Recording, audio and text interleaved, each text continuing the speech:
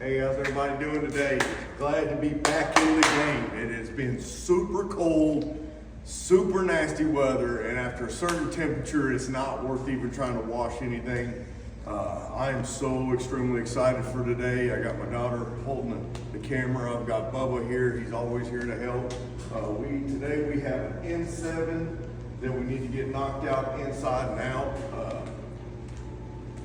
The tip on the day that I wanted to show you for today is that when I got here, one of the things of not only having to learn how to detail something and operate something, that's a whole challenge in itself. You have to be your own person and learn how to operate stuff, and you have to be able to operate it safely without causing damage, and then also causing you to have to pay out money because you didn't know what you were doing. Honestly, a lot of stuff, you can even look to how these things start, how you can jump them off.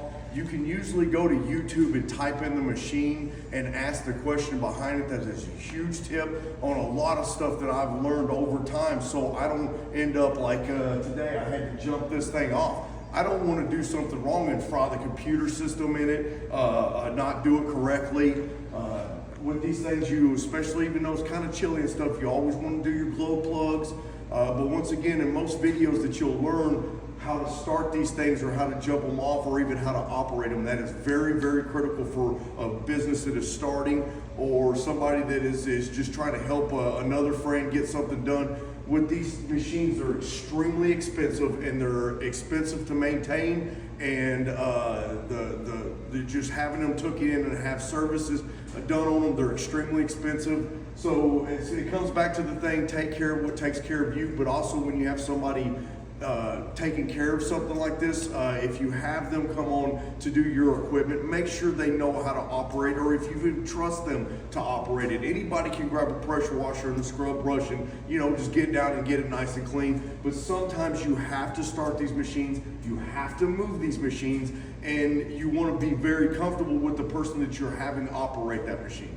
So the best thing is that I can give you for advice is do lots and lots of research. It never hurts you to, even if you see one video you think it solves your problem, keep watching more and more videos, because it's only going to build your knowledge on how these things operate, how they start, when they sound really weird. Always check when you walk up to a piece of equipment you own in a small business.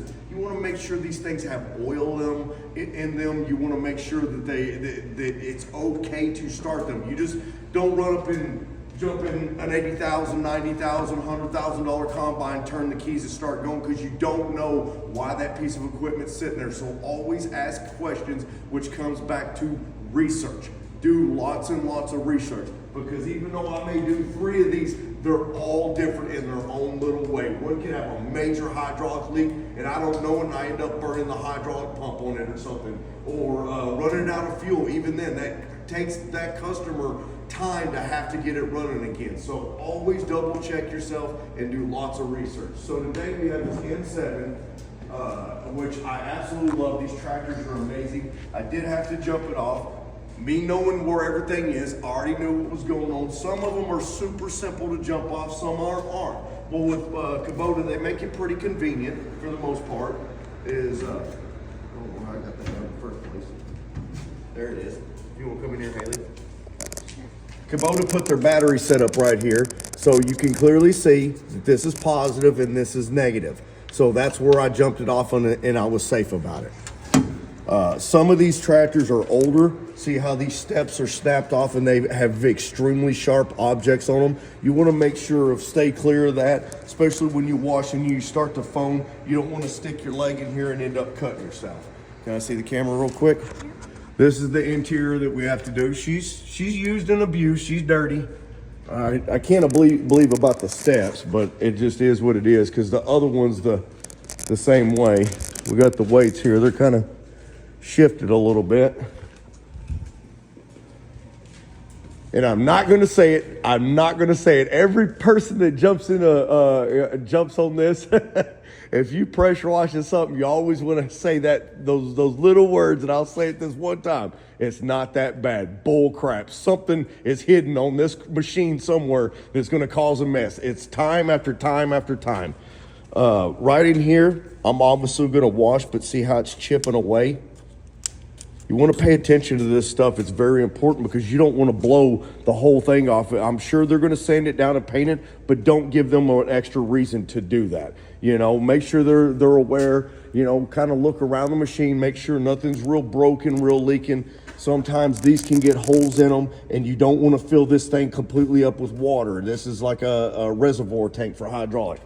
But she's, I like the Kubotas. They're just really opened up, and they're, even with the duals on there, you can still get into these and be able to clean them. So it's a quick walk around. And then right here's the same thing, this step. I'm sure they're just gonna cut that off and put a new step on it. Well, let's see if I can hop up in here. Oh, you got a high step. 1 second with the camera. See right here, this seat's just completely gone.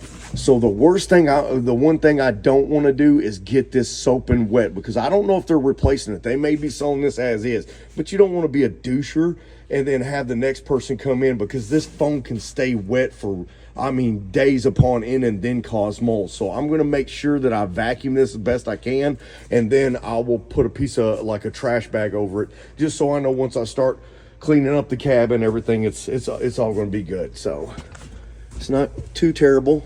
I mean, a little bit of scrub brush there. You can see it's going to clean up, especially right in here. It's pretty dirty. So this is what I get to do today. So I hope everybody enjoys the video, and if you have any comments, go ahead and throw them at the bottom there. Like and subscribe, whatever area I go, Facebook, TikTok. I mean, I appreciate anybody's advice. I encourage it. And yeah, for anybody who's following me, I appreciate it. All right, we'll talk at y'all in a bit. Bye. See you later, alligator.